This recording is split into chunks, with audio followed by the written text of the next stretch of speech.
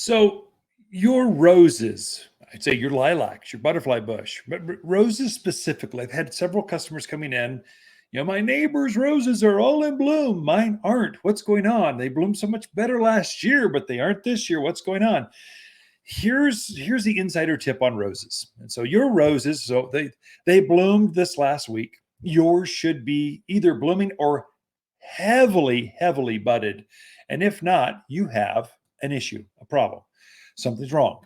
And so probably it's either a pruning issue, an age issue, or a nutrient issue. And so roses typically look fantastic for about 10 years. Maybe 7, 10, somewhere in there. And then they finally start to age out. They get real thick canes. They lose their vitality. And that's the reason we're always pruning back roses so heavily, is so that we always have active new canes coming up. But after a while, they start to lose that energy. And so I think we keep roses in the ground too long. I think we need to add or replace or remodel our rose gardens at least every 10 years. And so that will keep, so you've always got a youngster that's just vibrant, they're active. Those teenagers, man, their hormones are going crazy. They just look so good. I mean, they can dress terribly and they still are beautiful. Well, that's a young rose for you.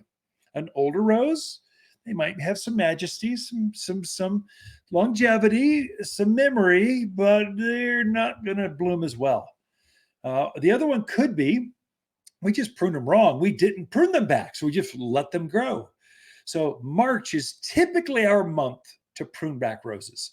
So it's a little different here because of the elevation. We're keeping the structure of the rose intact through the cold of winter, and then we prune them back heavily, which exposes the graft, helps new canes to come up, encourages new growth, and the best flowers come off the new canes. That's the most beautiful, bigger, most fragrant flowers come off the brand new bright green canes.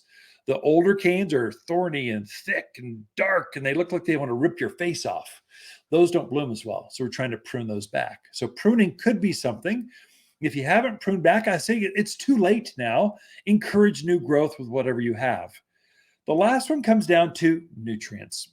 To form that great, big, long-stemmed rose of a hybrid tea, or that cluster, that fire burst of flowers on a floribunda or a grandiflora, or to encourage lots of new growth on a vining type of rose, it takes a lot of energy, a lot of food. And if they're starved, they will give up their flowers in order to encourage more leaf growth. So they can compensate with photosynthesis. So you need to actually fertilize flowers, things that bloom, especially roses, more often than you would other parts of the country. What do you do? So for me, I pruned back my roses and I fertilized them back in March. I'm about to do it again. And what I'm fertilizing the first couple times is a rose food with systemic.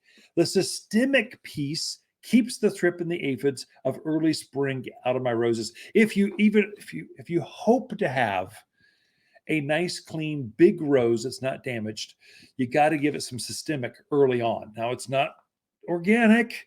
The systemic part, it absorbs this bug control up through the roots and through the structure and taints the flower so the bugs don't want to get into it. If you don't do that, you're going to lose some flowers because the thrip will get inside that bud, eat it from the inside out. It causes issues. The rose food with systemic insecticide, the bug control, that actually allows it to encourage new growth, new canes, encourage bigger flowers that are inoculated to insects. As I get into the summer season, I'll switch over to the all-purpose plant food. That's a 744, all organic.